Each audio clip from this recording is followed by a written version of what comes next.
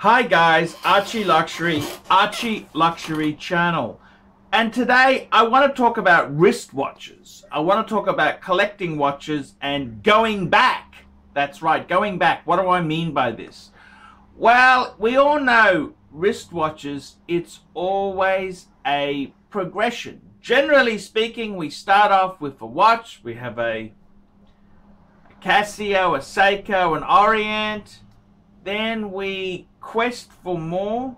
We buy the next model up. We get, say, we go into brands like Tag and things like that there. Then we go up again. We go into entry-level Omegas.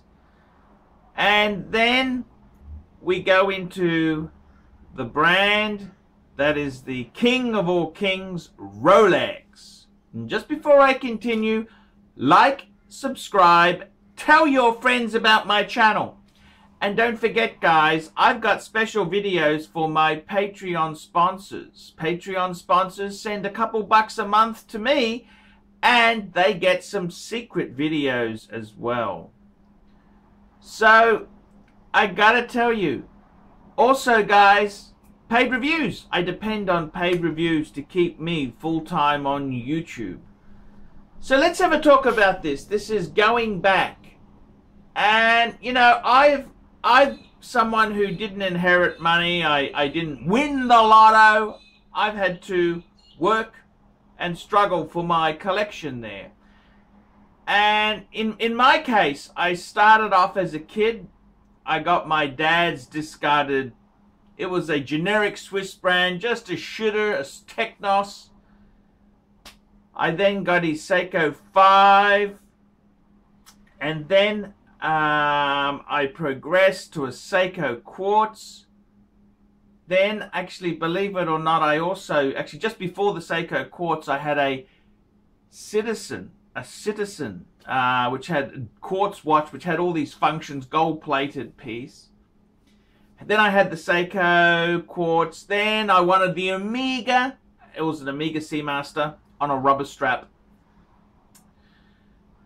Then, you know, I was in high school and I found the advertising.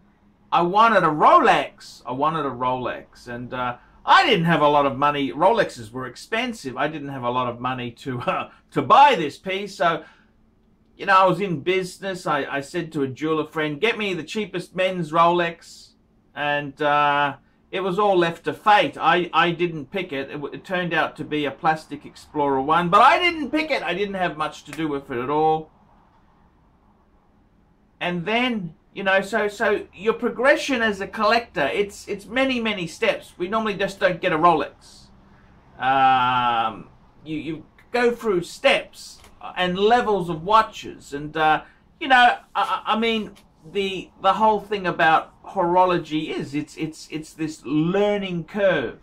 I mean, some people get a Seiko, they're happy with the Seiko, they never question it, they never move up. Nothing wrong with that. That's a cool way to go. Some people, they're always yearning for that next thing there.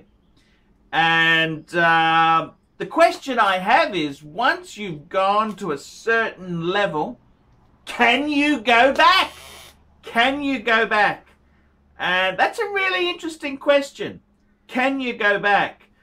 And I know for myself, once I went to the Rolex level, I bought a few Rolexes. At one stage there, this is nearly 20 years ago, I had the Day-Date as my Grail. I had an Explorer 2 Polar as my GMT function watch. I had a Date Sub Steel as my diver. And I had a Datejust, two-tone Datejust. And, you know, that was my Rolex bug there. Then business, this is inevitably happens. Life circumstances, you need the money, you sell them off. And it's very hard to go back to Seiko level. And I got to be honest with you, I never went back. I never went back to... I'd rather have nothing than go to a Seiko level. And that's the interesting thing. Can you easily go back? The collection then got out of hand.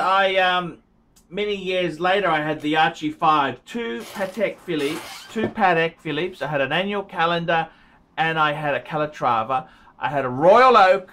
I had a Breguet Transatlantic, and I had a Jaeger Ultra Reverso. Very nice collection indeed. The Archie 5, it was termed.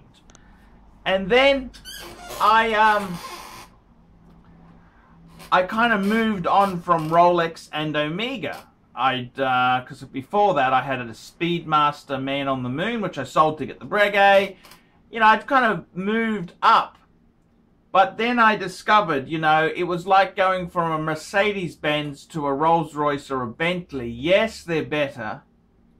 But there are some things that Mercedes-Benz did better, like waterproofing and ruggedness, and you can't really use a Rolls-Royce for everyday stuff. It kind of wasn't meant to be that way. So I went back to Rolex level, and I don't know if I could go much lower. I mean, I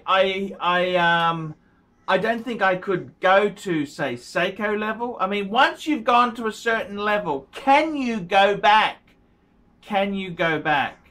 And that's a really, really good question. It's very hard, I think, to go back. I love the top end, the Patek, AP, Vacheron. I love all those brands there, but they're fairly kind of finicky pieces there. They're not everyday wearers. So with those sort of pieces, going back to, say, Rolex level is fine. But could you go back to, say, Seiko level? That is the question. I'm not talking Grand Seiko. I'm talking nasty Chinese Seiko. And that is a very tough question there indeed. It's very hard, in my opinion. Once you've gone up the rank, it's very hard to go down. It's like saying, okay, you start off with a GM car, a Chevy, a Chevrolet Malibu. Then you trade that and get a 5 Series BMW. Then you get an E-Class Mercedes. It's very hard to go back to the Malibu, isn't it? You know what I mean? It's very, very hard. Once you've gone up certain rungs there, it's very hard to go back down again. And I suppose Rolex is kind of the Mercedes-Benz of watches there. I mean, they're expensive, but affordable, you know, compared to a Rolls-Royce. But they're really dear compared to, say, a Chevy Malibu. They're kind of the benchmark. Everything's compared to Rolex, like I suppose with Mercedes-Benz. Other cars are sort of compared against it. I would say that, you know, this is a very, very tricky thing. Can you go back? Can you go back? And I kind of found it very hard. Like, once I've gone to the Rolex level, I find it hard to have kind of shitter pieces in my collection, like normal sort of average sort of crap. You know, that's kind of, once you've moved on, like I wouldn't have a Longines in my collection. You think, ooh, unless it was, say, like a solid gold Longines or a special edition. It's not really going to float the boat, if you know what I mean. You've moved past that bullshit fashion watch phase. And I want to talk about going back. Can you go back once you've hit these highs there? I think it's very hard. It's very, very hard indeed. I'm ArchieLuxury. Tell me what you think. Put a comment below and let me know what you think of that. Like, subscribe, and tell your friends.